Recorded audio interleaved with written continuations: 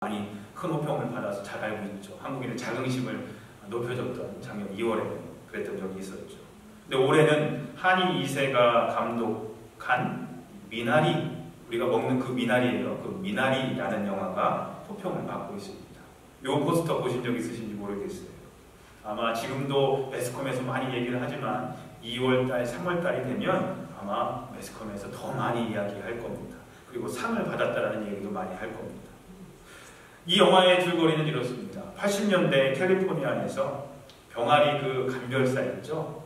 암컷인지 수컷인지, 그 감별사로 10년을 일하면서 돈을 많이 벌어서 이제는 그 분야에서 이제 달인이 된 한인 이민 1세 아버지가 편안한 도시 캘리포니아, 또 익숙한 안정적인 직장을 떠나서 가족을 위해서 농장을 만들어서 그 꿈을 이루기 위해 아칸소가 어딘가에서 저 구글로 찾아봤어요. 남부 쪽에 있는 중간에 중부의 그 아래쪽에 있더라고요. 그 아래쪽에 있는 주인데 그곳으로 시골 마을로 이사를 가면서 도시로 돌아가고 싶어하는 아내와 이 자녀들과의 갈등과 화해, 뭐 그런 이야기가 주된 영화의 줄거리입니다. 이 감독이 겪었던 일들을 이 아칸소에서 태어나 자랐거든요. 이 감독이 그 이야기를 영화로 만드는 건데요. 힘든 시골 생활에 지쳐서 여러 이유를 말하면서 이제 도시로 돌아가서 다시 병아리 감별사 일을 하자는 아내를 향해서 그 아버지가 말합니다. 돌아가면 돈을 벌 수 있을지는 몰라도 우리 가족들에게 더 나은 미래를 꿈꾸게 할 수는 없어 라고 얘기를 합니다. 편안할지 몰라도, 더 돈을 벌 수 있을지 몰라도, 지금보다 나을 수 있을지 몰라도 더 나은 미래를 꿈꾸게 할 수는 없어 라고 아버지는 농사 짓자고, 농장을 만들자고 끊임없이 얘기를 합니다. 익숙한 것을 떠나지 않고는 새로운 삶을 살 수 없다는 아버지의 결단과 결의에 찬 말이었습니다. 근데 문제는요, 우리 역시 익숙한 것에 머물러 있기를 좋아하지 익숙한 그것과 이별하지 못하고 있다는 것입니다. 10년, 20년, 30년, 40년, 50년, 60년 이어온 나의 신앙의 자리에서 우리는 그저 머물러 있기만을 기대한다는 겁니다. 교회에 오시면 보통 매번 앉으시는 자리들이 있으시죠. 또 매주 식사하실 때 보통 같은 분들과 식사하시죠. 우리가 그 자리를 쉽게 포기하지 못하는 것처럼 우리의 신앙생활도 새로운 것에 무감각하고 적극적이지 못하다는 데 있다는 겁니다.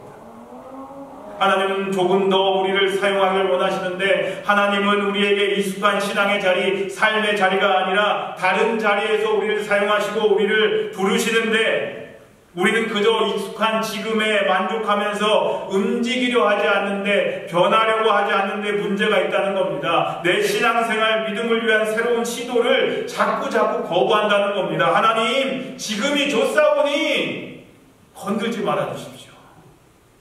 지금 다 좋습니다. 지금 다 셋업되어 있습니다. 안 변해도 됩니다. 그냥 날 내버려 두세요. 왜 그래요? 그 이유는 바로 옛사람에 묶여있기 때문입니다. 오랫동안 익숙했던 환경과 오랫동안 익숙한 내 삶과 내게 편한 것, 익숙한 그것이 여전히 나를 묶고 새로운 변화를 받아들이지 않게 하고 있기 때문입니다.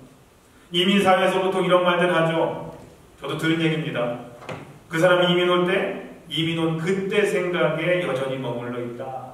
그런 얘기 들어보셨죠? 1980년대 오신 분들은 1980년대에 패션은 아닌 것 같은데 패션까지도 얘기하시는 분들 계세요. 패션과 뭐 생각과 사상에 있고 2000년대에 오신 분들은 2000년대 한국에서의 삶의 생각과 방식에 여전히 머물러 있다고들 얘기를 합니다.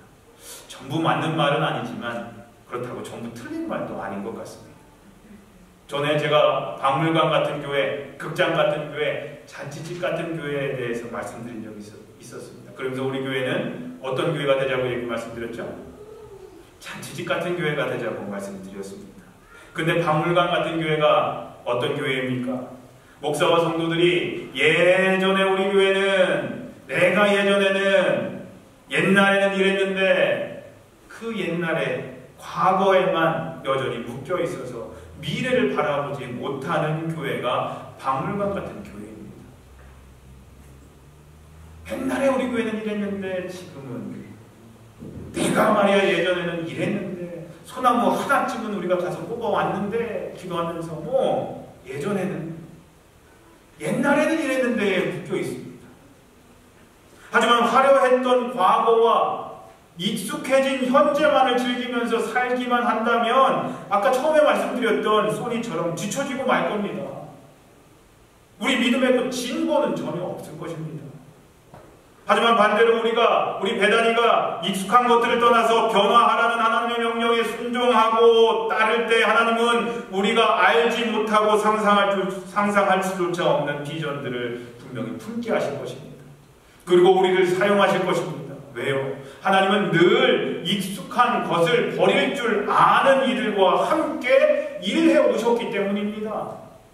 인류의 역사 가운데 하나님이 역사하실 때는 항상 그 익숙한 것을, 그 자리를 떠난 이들과 함께, 떠날 줄 아는 이들과 함께 역사해 오셨다는 겁니다. 팬데믹 이후에 계속해서 우리 교회는 새로운 시도들을 합니다. 올해 성경 쓰기를 시작했습니다. 여러 다양한 교회의 사역들, 섬김들이 있는데요. 그런 것들에 참여하십시오. 새로운 신앙적인 시도들을 해보십시오.